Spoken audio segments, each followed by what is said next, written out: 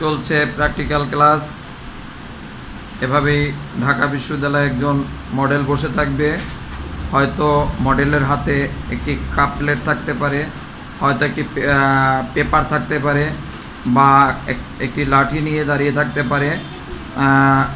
যে কোনো একটা মডেল থাকবে, তবে বসা ফিগারটাই বেশি দেবে, এটাই ভাবতে হবে। কারণ যখন 45 মিনিট বা 1 ঘন্টা থাকতে হবে, তখন কেউ দাঁড়িয়ে 1 ঘন্টা থাকতে পারবে না। তার কাছে একটা কষ্টের কাজ হয়ে যাবে, বা তাকে মানসিক প্রেশার দেওয়া হয়ে যাবে, অমানবিকভাবে কাজ করা হবে। তাই অমানবিক কাজ কেউ করবে না, কর্তৃপক্ষ অবশ্যই। তাই এভাবে বসে বসে ফিগার যেগুলো, তাই সবাই প্র্যাকটিস করা উচিত। আমাদের শিক্ষার্থীরা প্র্যাকটিস করছে, আমরা দেখব তাদের কাজগুলো। একটু দেখি কাজ কি করছে। আগে একটা করছো না, সেটা করি।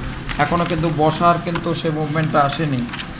হ্যাঁ, আজকে প্রথম দিন, আশা করি আমরা প্রথম দিনের কাজ এটা। আজকে আমাদের এখানে ভর্তি হয়েছে, অতএর কাজ প্রথম দিন। তা প্রথম দিন আজকে যেটা করছে, এরপরে আশা করি যে ভালো হবে।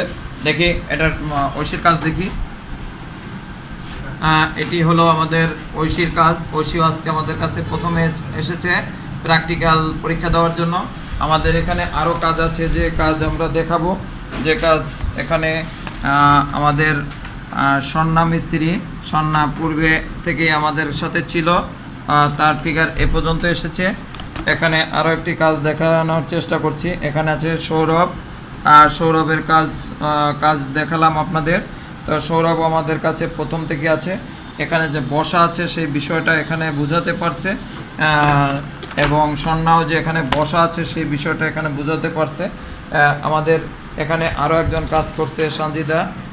তো আমাদের শিক্ষার্থীদের জন্য শুভকামনা করবেন, তারা এভাবে একটা লক্ষ্যে পৌঁছাতে চায়, সেই লক্ষ্যে জন্যই তারা পৌঁছাতে পারে, এবং আমরা জন্যই তাদের সঠিক পথ দেখিয়ে তাদেরকে তাদের স্বপ্নের স্থানে পৌঁছাতে পারি, এমনটাই প্রত্যাশা করবেন সবাই।